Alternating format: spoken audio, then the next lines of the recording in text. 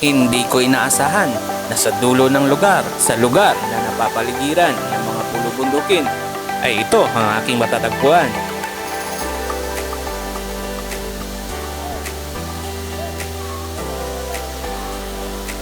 Eto na nga, ang Piduan Curtain Falls. Napakaginaw at isang mala out of this world experience. Yan ang mararanasan mo dito sa Piduan.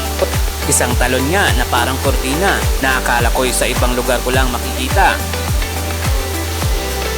Napakaganda ng lugar na to at kahit hindi ko nabanggitin, pagpunta nyo pa lang dito ay bubugan na sa inyo ang Sea of Clouds. Lahat ng kagandahang ito ay dito lang pala sa Don Victoriano.